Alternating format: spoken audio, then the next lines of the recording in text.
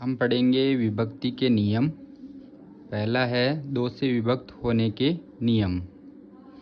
यदि किसी संख्या का इकाई अंक 0, 2, 4, 6, 8 में से कोई हो तो वह संख्या 2 से पूर्णतया विभक्त होगी।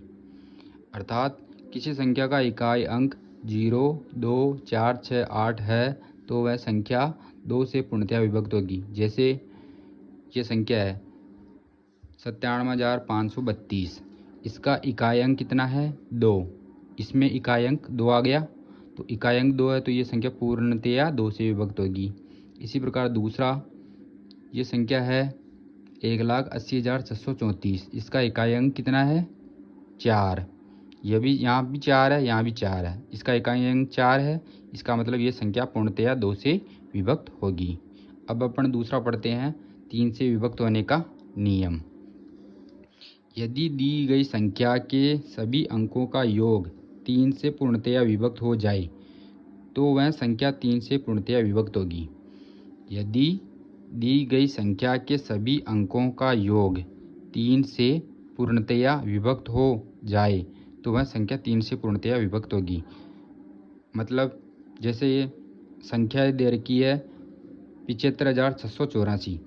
अब इस संख्या के अंकों का योग करेंगे अपन। सबसे पहले अंकों का योग करेंगे।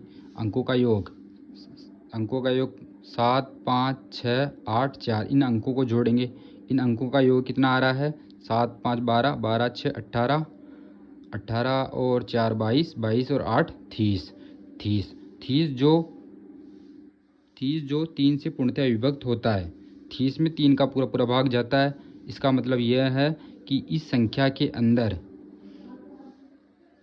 3 का पूरा पूरा भाग जाएगा। अतः दी गई संख्या 75,684 पूर्णतया 3 से विभक्त होगी। अब अगला पढ़ते हैं अपन 9 से विभक्त होने का नियम। यदि किसी दी गई संख्या के सभी अंकों का योग 9 से पूर्णतया विभक्त हो तो दी गई संख्या 9 से पूर्णतया विभक्त होगी।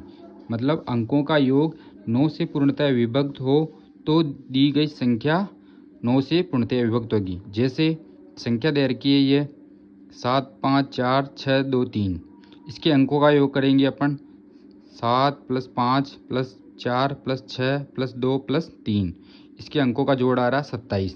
कितना आ रहा है 27, जो 9 से पूर्णतया विभक्त होता है। इसके अंदर 27 में 9 का पूरा पूरा भाग जाता है। अतः दी गई संख्या 7,54,623 पूर्णतया 9 से विभक्त होगी।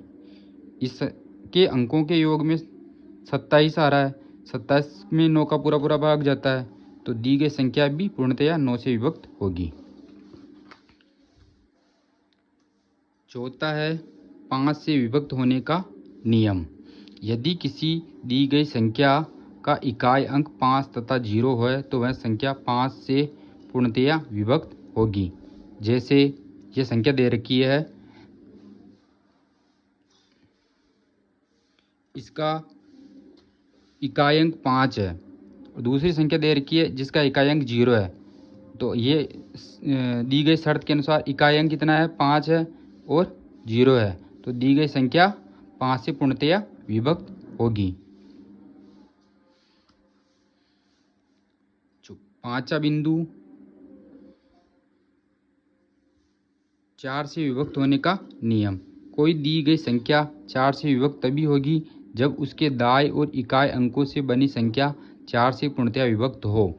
जैसे संख्या दे रखी है ये 9,78,132, इसके दाएं और इकाई अंकों से बनी संख्या कितनी है 32, इकाई और दाएं अंकों से बनी संख्या है 32 जो 4 से पूर्णतया विभक्त होगी, जो 4 से पूर्णतया विभक्त होगी। अतः दी गई संख्या 9,78,132 पूर्णतया 4 से विभक्त होगी। मतलब 32 के अंदर 4 का पूरा पूरा भाग जाता है तो इस पूरी दी गई संख्या के अंदर भी 4 का पूरा पूरा भाग जाएगा। अब अगला छठा बिंदु है 8 से विभक्त होने का नियम। कोई दी गई संख्या 8 से विभक्त तभी होगी जब उसके सैकड़े, दहाई तथा इकाई अंकों से बनी संख्या 8 से पूर्णतया विभक्त हो। जैसे इसके इकाई, दहाई और सैकड़े से बनी संख्या है 416 जो 8 से पूर्णतया विभक्त होती है।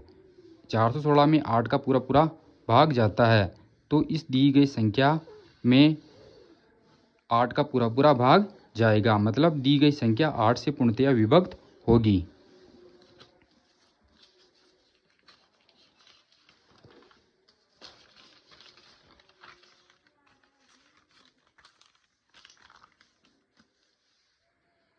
सातवां बिंदु, 11 से विभक्त होने का नियम। कोई दी गई संख्या 11 से तभी विभक्त होगी जब संख्या के सम स्थानों के अंकों का योग तथा विषम स्थानों के अंकों का योग का अंतर 0 तथा 11 हो। कोई दी गई संख्या 11 से तभी विभक्त होगी जब संख्या के सम स्थानों के अंकों का योग तथा विषम स्थानों के अंकों का योग का अंतर 0 तथा 11 हो। जैसे संख्या दे रखी है ये, इस संख्या के सम स्थानों के अंकों का योग अपन इधर से गिनेंगे, सम स्थानों के अंकों का योग माइनस विषम स्थानों के अंकों का योग का जो अंतर आएगा वो 11 से पूर्णतया विभक्त होना चाहिए। मतलब सम स्थानों के अंकों का योग तथा विषम स्थानों के अंकों का योग, इन दोनों का अंतर 0 या 11 आना चाहिए। तो अपन इकाई इधर से बाईं ओर से गिनना स्टार्ट करेंगे। तो सम स्थानों के अंकों का योग गिनेंगे तो सम स्थान पे है 9, 4, 1,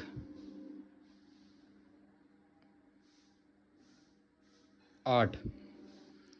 तो ये सम स्थानों की जगह पर है 9, 4, 1, 8।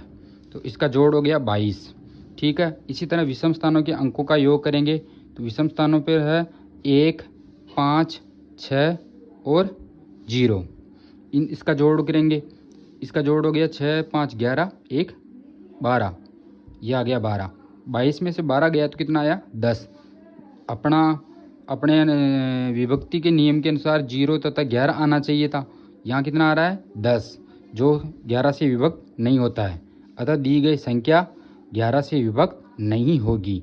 अगर इसका अंतर 0 या 11 आता तो यह 11 से विभक्त हो जाती, लेकिन अंतर 10 आ रहा है जो कि 11 से विभक्त नहीं होता, अतः दी गई संख्या 11 से विभक्त नहीं होगी।